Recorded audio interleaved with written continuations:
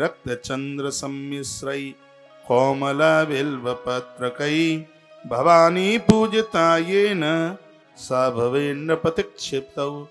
नवरात्रा के समय किसी भी दिन आप बेलपत्र की पत्तियों पर चंदन कुमकुम मिलाकर माताजी का नाम लिखकर माताजी के ऊपर बेलपत्र चढ़ाते हो तो भवे नपतक्षित हो, इस धरती पर वह लोग राजा रानी की तरह जीवन का निर्वाह करते हैं।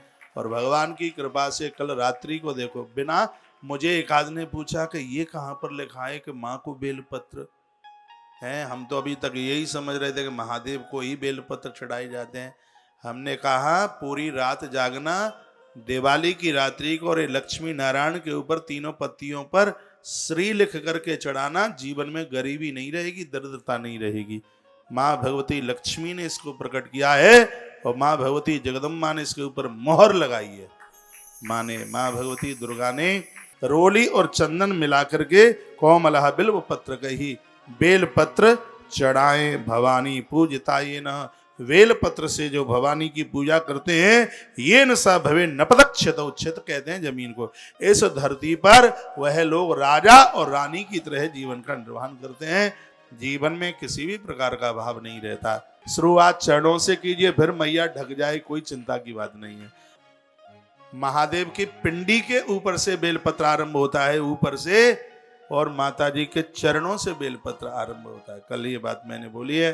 तो देखो वो भगवान वेद व्यास ने ये श्लोक लिखा है। भगवान वेद व्यास ने इसके बारे में बहुत कुछ लिखा है। उन्होंने कहा रक्त चंदन सम्मिश्रै कोमले बिल्व पत्र गई भवानी पूजिता ये न स भवे न प्रतक्षित। इस धरती पर वो राजा रानी की तरह जीवन जीते हैं जिन्होंने माता रानी को बेलपत्र चंदन और रोली मिला करके चढ़ा दिया।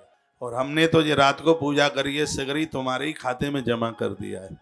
तो नवरात्र व्रतम प्रोक्तम न कृतम ये न भूतले सा कथम विभवम प्राप्य मोदते च तथा देवी। देखो ये श्लोक कहता है नवरात्रा का व्रत नहीं करोगे, बाप दादाओं की संपत्ति मिली है वो भी नदी के रेत की तरह निकल जाएगी हाथ से, वो टिकेगी नहीं संपदा। क्योंकि धन का डिपार्टमेंट माता जी के हाथ है।